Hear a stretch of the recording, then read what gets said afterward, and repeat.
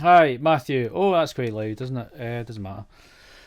So I was that track that I sent you by Noah. I was quite taken with, um, as you know, because I obviously went to the bother of sending it, and um, I was particularly struck by the thing at the end, the sort of crazy offbeat riff.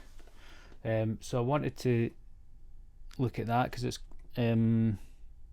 sort of brings up Pocket and stuff, and how we feel things. And it's sort of one of the hardest things to feel and play convincingly, particularly at that tempo, without it shifting by a semiquaver and falling into the wrong spot. I hope this makes sense. So here's one I prepared earlier. So these, obviously the crosses are muted notes. This is how I sort of interpret it anyway, or think of it. I'm doing this back to front because I can't. It's not like being in a mirror. It's quite tricky. So the downbeat is a muted note, and the following sounding note, the F sharp, is a semi quaver forward of the offbeat. Oh man, I'm getting paid for this. And the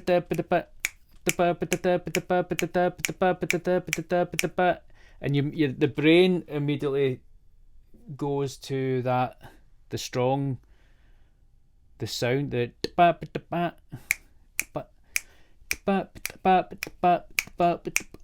so the brain goes to that, and then and well, my brain does anyway, and it immediately wants to move it and feel it on the downbeat.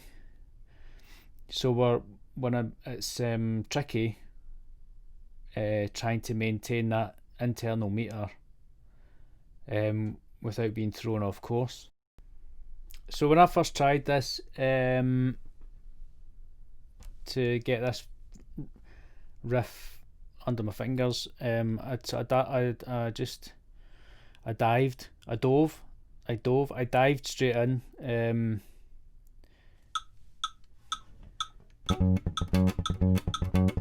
Right, rubbish.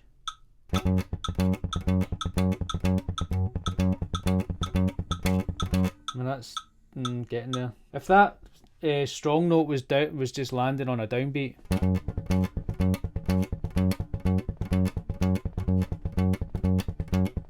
like, hang on.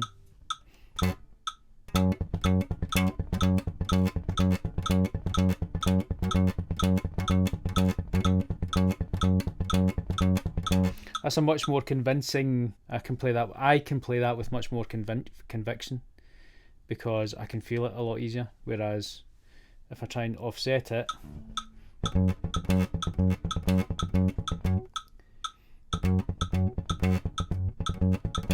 it's all about keeping that metronome king as being king, because you don't want to be the guy that slows down. So anyway, I broke it down, and also took out the strong note. So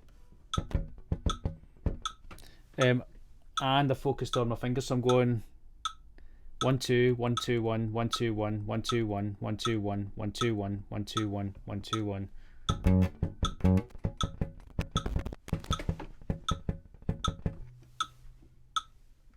Just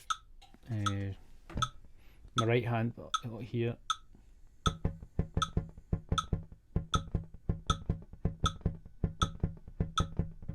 That in itself for me was a really sort of positive exercise, because I had to think about what was hitting where, because before I was just kind of randomly going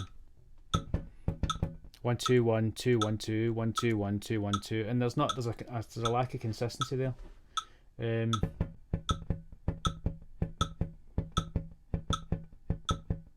That nobody would notice, but I'm aware of. Anyway, that's neither here nor there.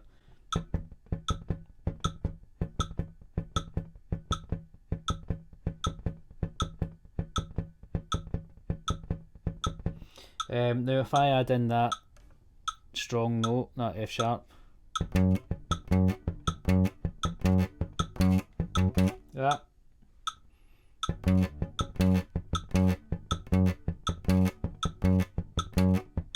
Now what I'm doing there is just I'm sort of left hand muting with my pinky over here. That's just resting on the string. I'm not fretting, and then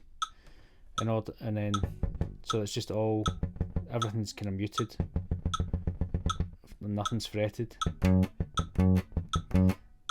until I'm hitting that note. So I'm dampening. So it's all dampening except that note. So on.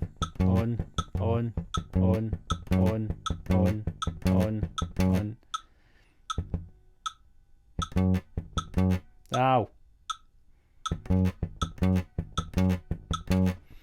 I know this is terribly meticulous and maybe borderline tedious, but I kind of love this kind of thing because it really hones in on the minutiae of technique and stuff.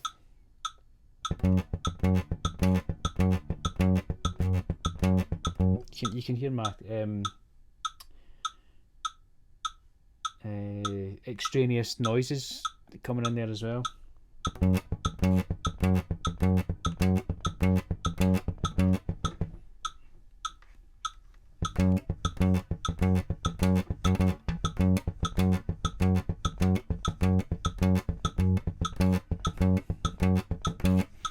That's kind of getting there.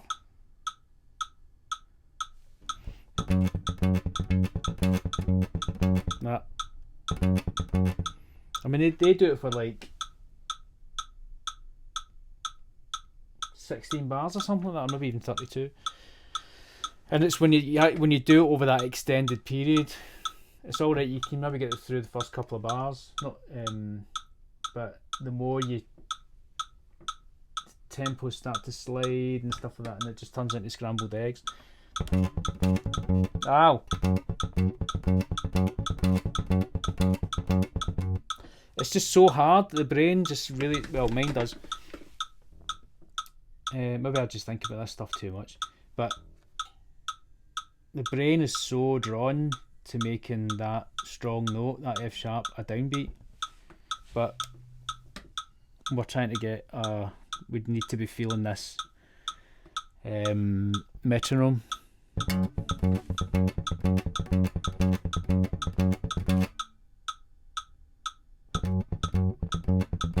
Anyway, I think you get the point. I've laboured it long enough, but I just thought it was interesting, frankly. So yeah, have a dabble, see what you think. And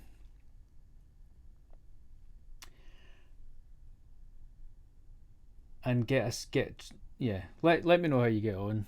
It might be a doddle. You might not find it tricky at all, but I